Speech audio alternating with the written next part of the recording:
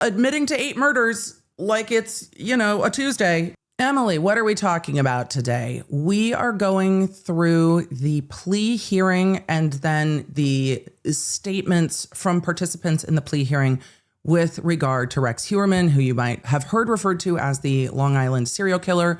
LISK is the abbreviation for that, or the Gilgo Beach murders. Some of the victims are referred to as a grouping because they were located prominently all around the same time in 2010, though the murders in this case go back to 1993. They are similar in type. The victims are of similar, look and build. The things you would expect with a serial killer case where the patterns are pretty noted and significant are present in this case.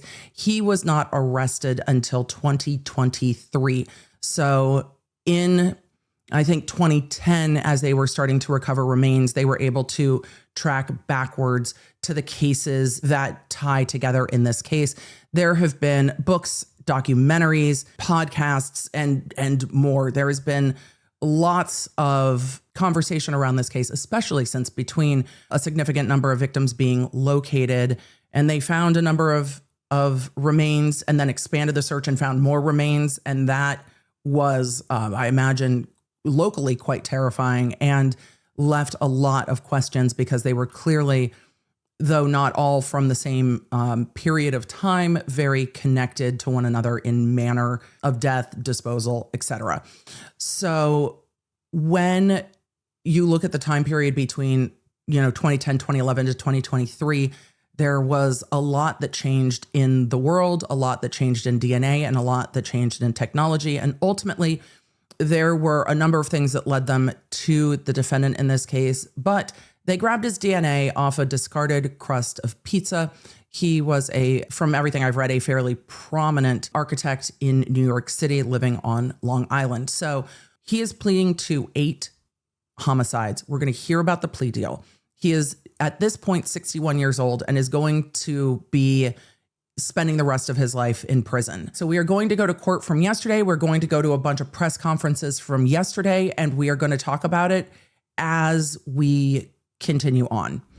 It is the understanding of the District Attorney's Office that the defendant will plead guilty to 7 counts in the indictment, specifically counts 1 through 3 and counts 7 through 10. Counts 4 through 6 will be dismissed in satisfaction at the time of the defendant's sentencing. In addition to allocuting to and admitting his factual guilt to all elements of counts 1 through 3 and 7 through 10 of the indictment, the defendant further agrees that although he has not been charged with this crime, he will admit as part of his plea that he intentionally caused the death of Karen Brigada and transported and left her remains in Suffolk County in 1996. The District Attorney's Office agrees that in exchange for the defendant pleading guilty to counts 1 through 3 and counts 7 through 10 of the indictment and admitting to the uncharged murder of Karen Brigada, the District Attorney's Office recommends the following sentence. Counts 1 through 3, murder in the first degree, the maximum sentence of life imprisonment without parole to run consecutive to each other. Counts 7 through 10, the maximum sentence of 25 years to life imprisonment to run consecutive to one another, and with the sentences on counts 1 through 3.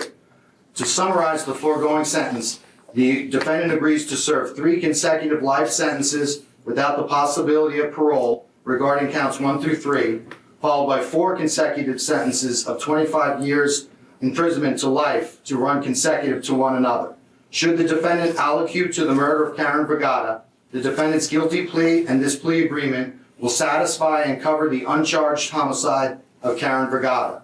In exchange for all of the above pleas, there will be no further prosecutions pertaining to the murders of the aforementioned 8 victims: Karen Brigada, Valerie Mack, Jessica Taylor, Maureen Brainerd Barnes, Melissa Bartholomew, Megan Waterman, and Amber Costello. The defendant will acknowledge both orally and in writing that he has received voluminous and sufficient discovery to make an informed decision regarding his plea here today. The defendant will further waive any objections to the District Attorney's compliance with Article 245 of the Criminal Procedure Law. The defendant has also agreed to withdraw all motions currently pending before this court. As set forth in the written waiver of right to appeal, the defendant agrees to waive his right to appeal which includes the court's prior hearing determination, as well as any claim that the sentence imposed by this court is excessive. The defendant further acknowledges that he's been fully apprised by his attorneys of the rights and privileges that he is waiving, and that his waiver is being agreed to knowingly and voluntarily and made for the purpose of receiving the benefit of not being charged with the murder of Karen Vergata or any other charges related to the deaths of Maureen Braden Barnes, Melissa Barthelemy, Megan Waterman, Amber Costello, Valerie Mack, Jessica Taylor, and Sandra Castilla. Finally, counts 4, 5, and 6 will be dismissed in satisfaction at the time of sentencing. And I believe in the beginning, with regard to the 8 victims, I inadvertently left out Sandra Castilla. Have you discussed this case with your attorney? Yes, I have. Have you had enough time to discuss this case with your attorney? Yes, I have. After discussions with your lawyer, you feel it's in your best interest to plead guilty rather than go to trial. Yes, Your Honor. Are you satisfied with the manner in which your attorneys represented you in this case? Yes, I am. I must say that the attorneys on both sides of this case have been excellent, unbelievable lawyers. Do you understand that by pleading guilty to a charge, that is the same as if you had gone to trial and been found guilty of that charge? Yes, Your Honor. Do you understand that by pleading guilty, you're waiving a number of very important rights? Yes, Your Honor. All right, now these rights include your right to a trial by jury or by the court, your right to have the prosecution produce evidence and witnesses to prove your guilt beyond a reasonable doubt, your right to cross-examine those witnesses, and your right to testify on your own behalf or to remain silent, your right to call witnesses or submit evidence on your behalf.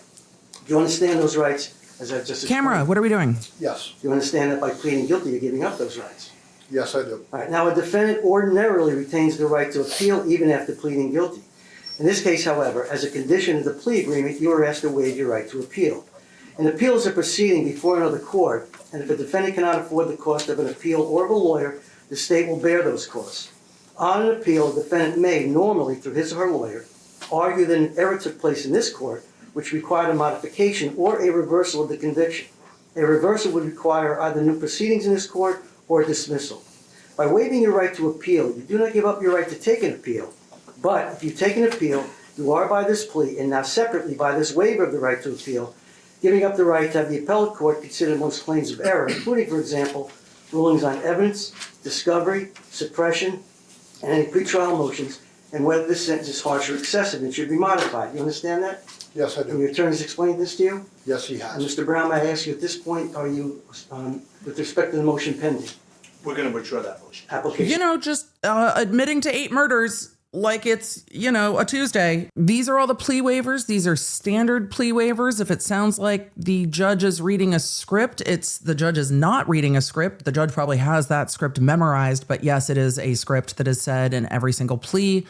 And then the waiver of appeal is the different part of that. That's not done in every case. We saw that done in the Koberger case. It is an important part of a plea deal, especially when you are dealing with significant homicide cases, because you don't want all of this to be for nothing and for the case to get older and then have it overturned on appeal and have witnesses gone, have memories fade and things like that. So the waiver of appeal is a big part of this.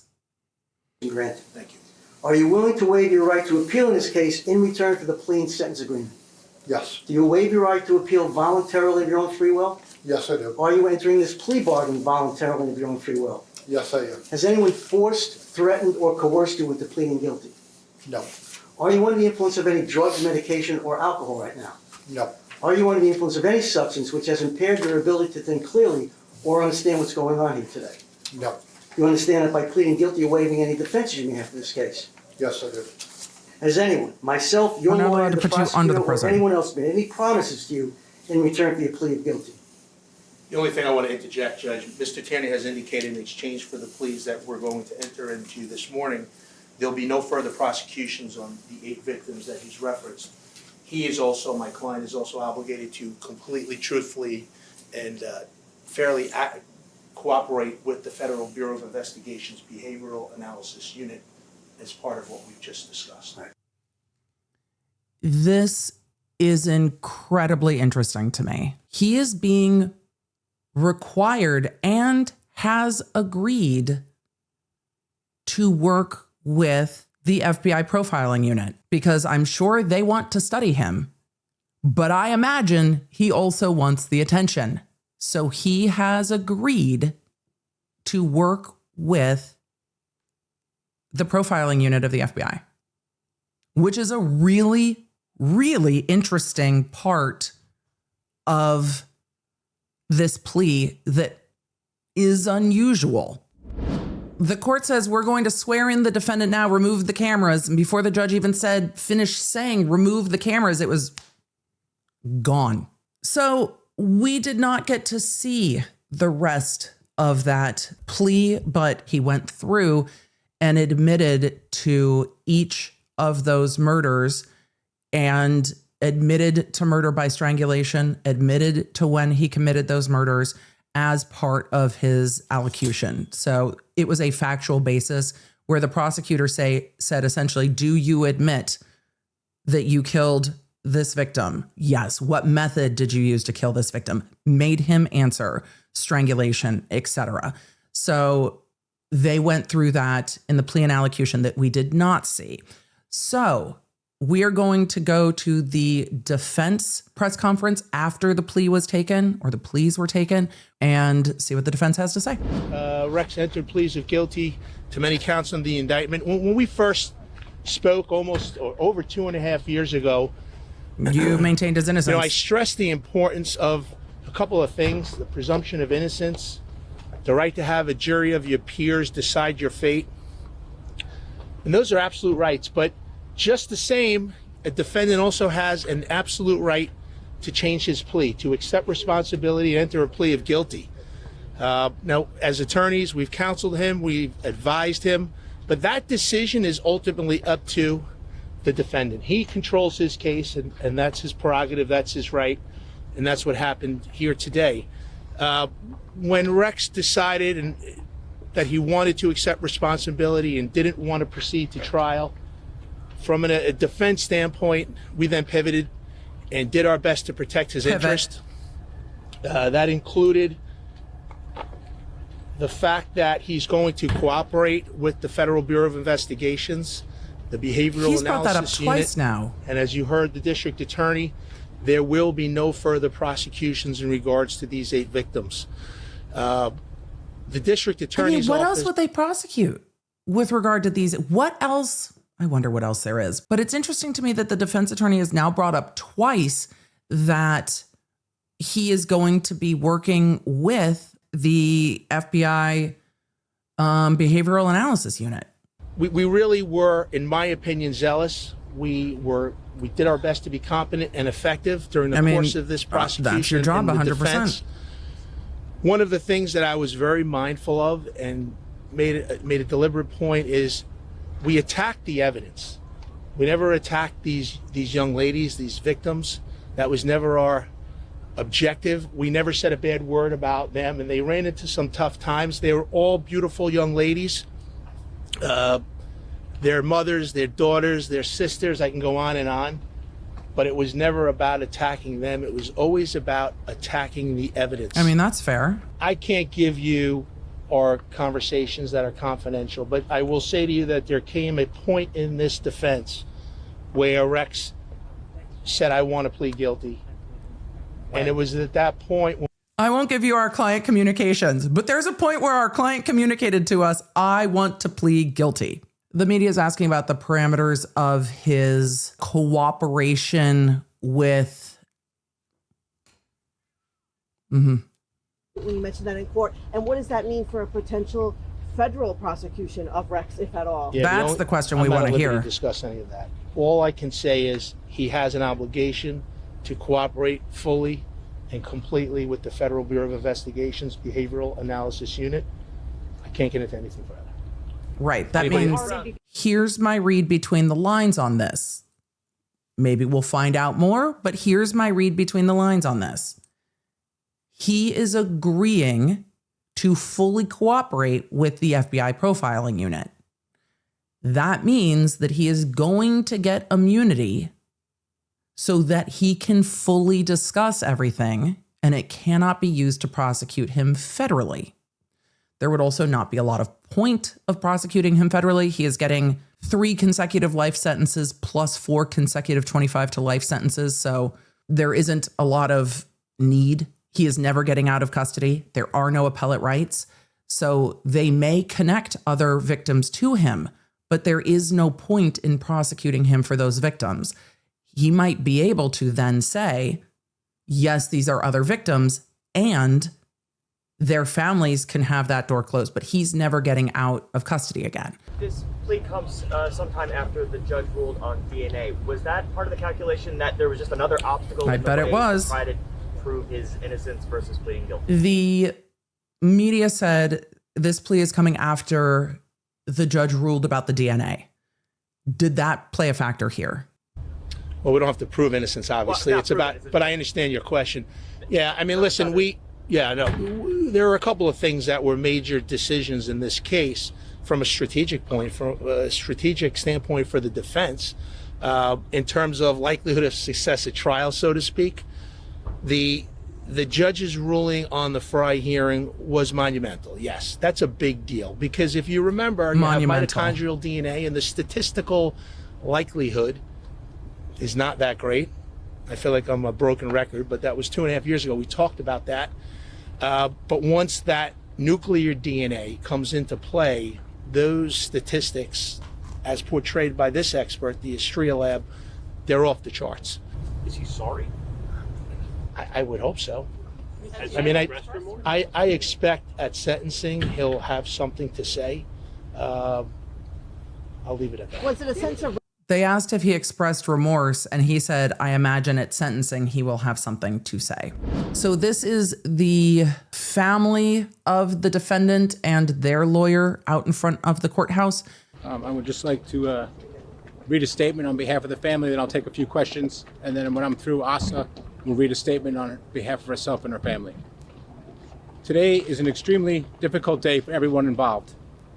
I'd like to commend Ray Tierney and the task force for the amazing job they did in solving these crimes. It's been traumatizing Long Island for well over 3 decades. First and foremost, our hearts are with the victims and their families. They have suffered unimaginable loss, and nothing said here today can lessen that pain. Let me be absolutely clear. Heard in the courtroom, Rex Heuermann, and Rex Heuermann alone, is responsible for these horrific crimes. Any suggestion that Asa Ellerup or Victoria Heuermann were involved is irresponsible.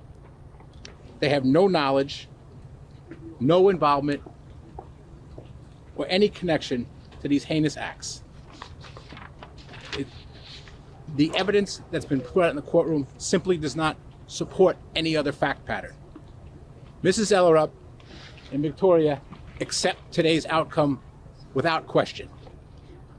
She and her family have cooperated fully since day one with law enforcement and will continue to respect this legal process as it comes to a conclusion. This situation is deeply personal and profoundly painful for Ms. Ellerup and her family.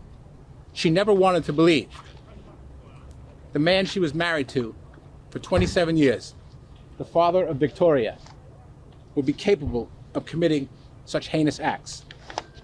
Like so many others, she is still trying to process what was just revealed inside that courtroom, and she has to remain strong for her family.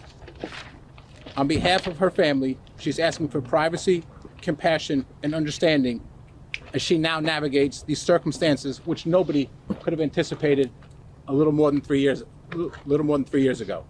My thoughts and prayers are with the victims and their families. Their loss is immeasurable,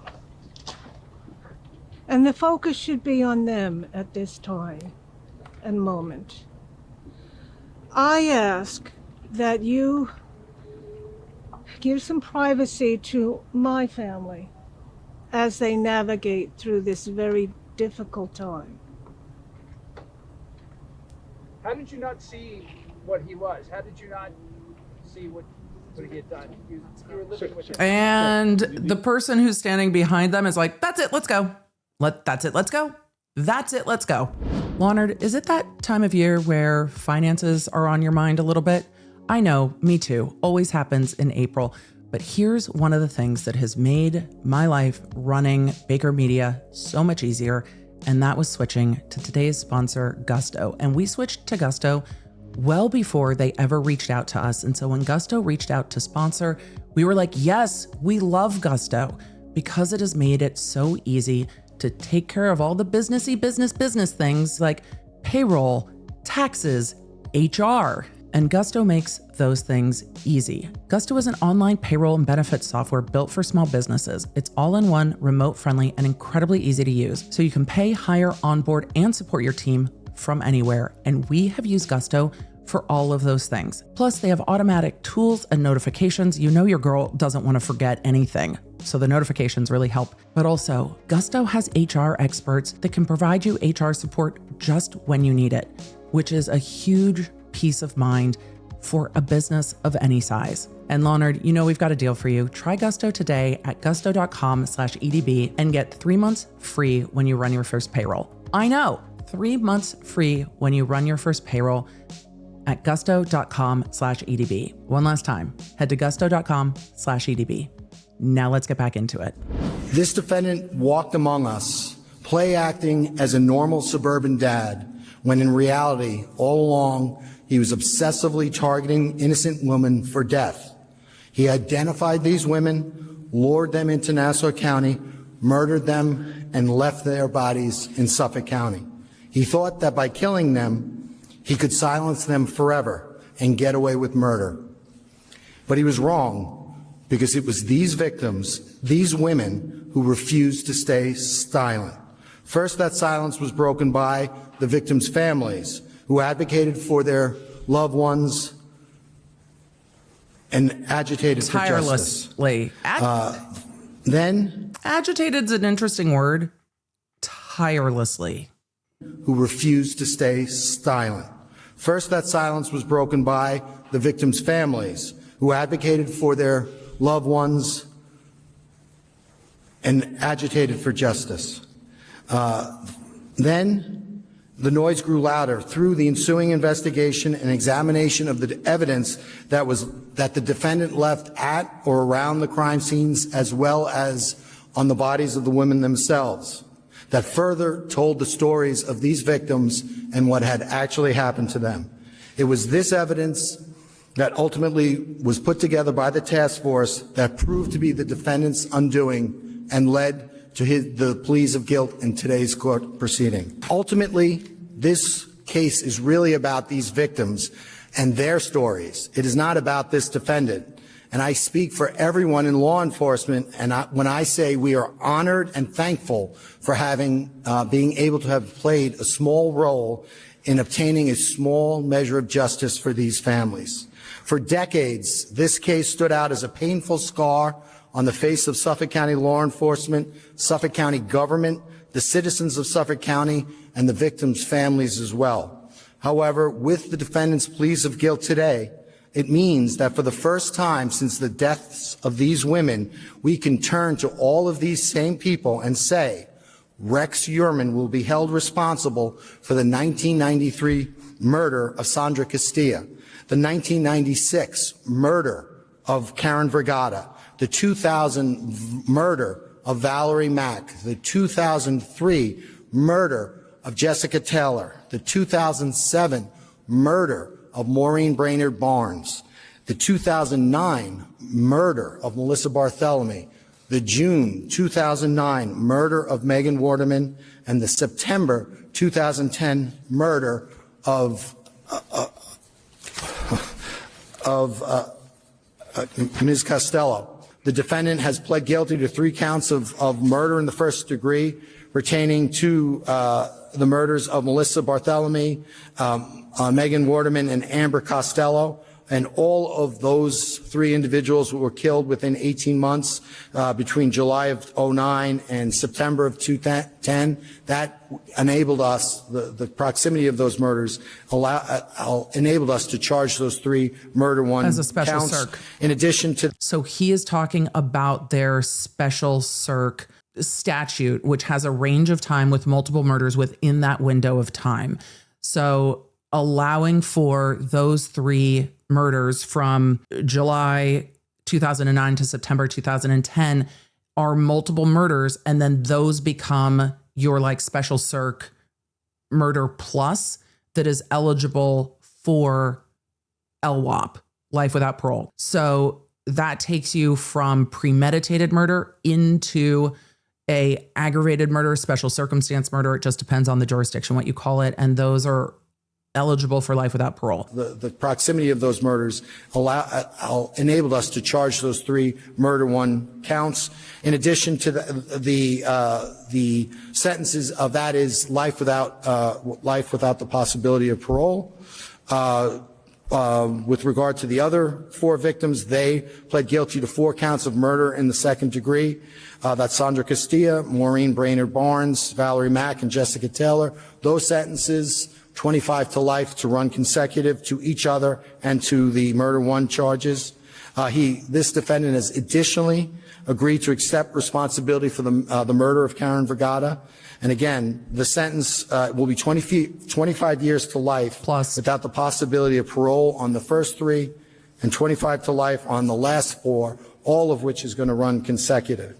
So we have 3 life without parole sentences and life 4 plus life plus 25 life. to life sentences, 100 all to run plus life consecutive. plus life plus life. So, with that, I'm going to turn it over to our and we're not hearing any more about that plea deal, but that's how they navigated the different charging with the essentially aggravated versus first degree. Obviously we have a lot of victims' families here. I believe that we are going to, Gloria Allred represents a number of those victims, and I think they asked for Gloria to come forward and make a statement on behalf of many of the victims. And that answers why Gloria Allred is there. Today, Rex Heuermann, who thought he had the perfect blueprint and plan for serial murder, pled guilty to the murder of 8 young women. Some of these murder victims were young mothers just trying to earn a little extra money to support their children.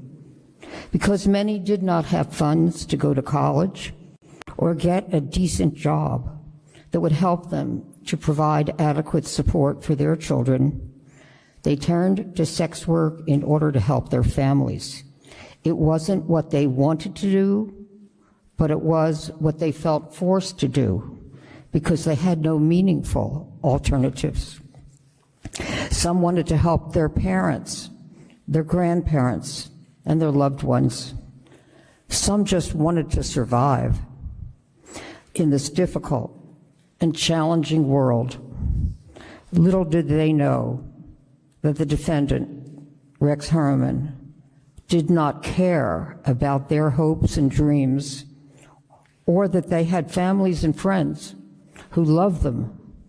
He appeared to care only for himself and executing what he thought was his perfect blueprint for murder. I don't disagree with that. The evidence gathered and articulated in the prosecutor's response to the defendant's bail application demonstrated that the defendant had a, quote, planning document, end quote, utilized by Heuermann to methodically blueprint and plan out his kills. That's true. And those are quotes. He also believed he had a perfect plan to avoid collection of evidence against him and to evade capture by law enforcement. Well, he evaded for quite a while. What he had thought was his perfect blueprint for serial murder. Science showed up did and not take fucked it into up. account the courage and the persistence of the murder victims' family members who refused to give up until the murderer of their loved ones was found, convicted, and sent to prison for the rest of his life.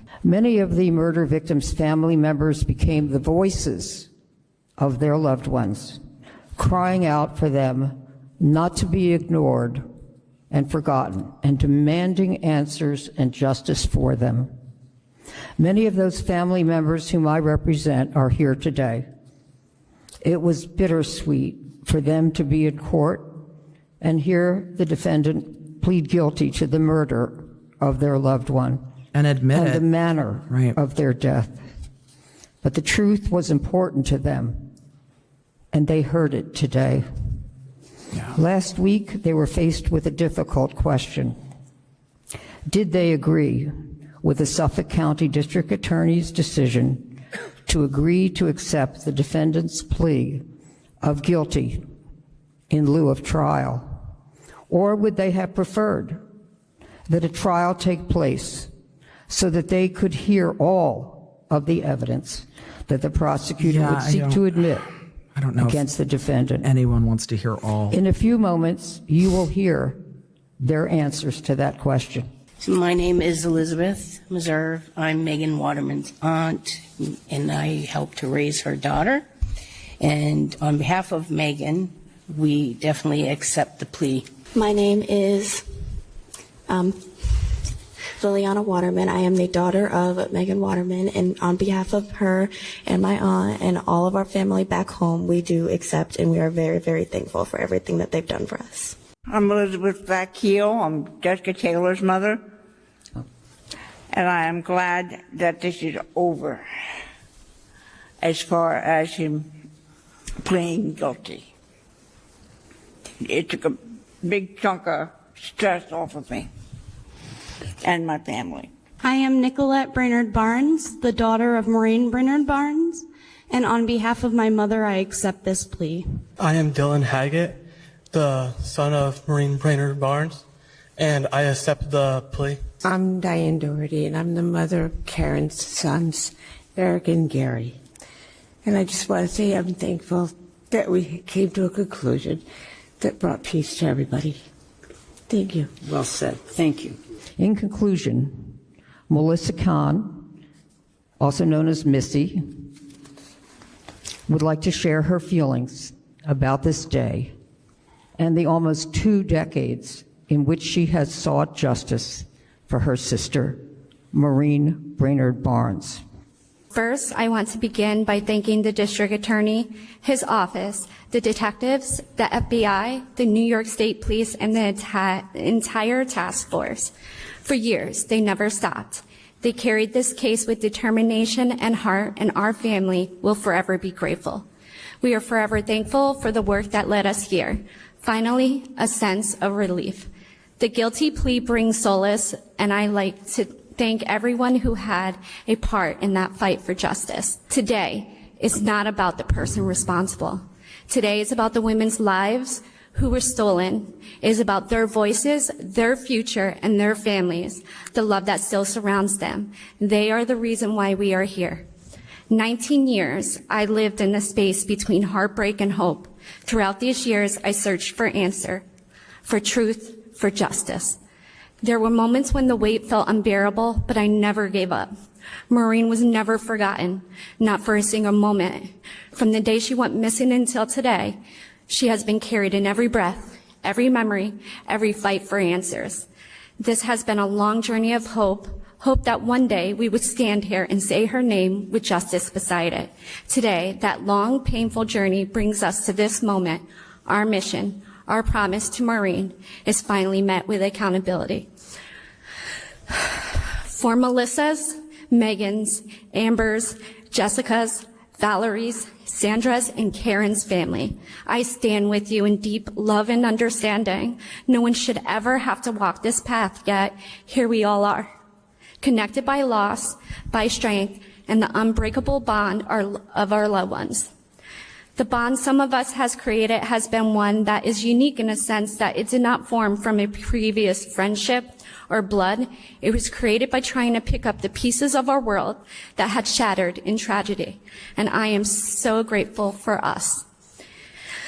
To every family out there still searching, still waiting, still holding on, please do not give up hope. Even when it feels impossible, even when the years pass and the silence grow heavy, keep going. Your loved ones matter. They are not forgotten, and one day answers can come. Finally, to Maureen, the promise I made to you so long ago was simple. Sorry. No, don't apologize. You're doing amazing. Searching for justice for you. Through every year, every setback, every You're doing every so unanswered good. question, I carried you with me, and I kept that promise. And today, it has been done. Justice has finally found its way to you. Your voice was never silenced, your story never forgotten, and your life will always be more than the tragedy that took you. This moment is not the end, but a reminder that love endures, truth prevails, and hope never fades, because even in the darkest moments, justice will find its way. Here's the thing that I appreciate that we heard at the very, very end of the press conference was that the victims' families will be able to talk with and work with the district attorney's office to find out what other evidence might have come forward at trial. I appreciate that that detail was shared because it is something that we've seen frustration with in other cases. And it's something that when there is no trial, the victims' families don't get access to just the entire case file. It's not handed over to them. But the ability to sit down with the district attorneys and learn more about their family is really an important part of this. And I like and appreciate hearing that the DA's office is going to do that with the victims' families. The sentencing is June 17th. I hope that that will be streamed to give closure, especially to the community that has been so impacted by this.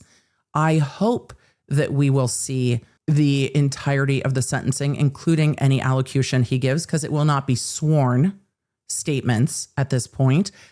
So we will see after what we heard the judge say today. But at the end of the day, where are we with the Long Island serial killer case? He has pled guilty. He pled guilty to 7 murders. He admitted to an 8th murder. The other counts that were dismissed were lesser counts, not murder counts. 3 of the counts were a aggravated murder or a murder, as I've been calling them, murder plus, because they happened within an 18-month period. So a multiple murder aggravator or multiple murder special circumstance. That takes a first-degree murder into a life without parole eligible case. So for 3 of the counts, the sentence is life without parole consecutive, so 3 times. The other counts were not aggravated. They did not have a special circumstance. Those are 25 to life counts. There are 4 of them, and those are consecutive.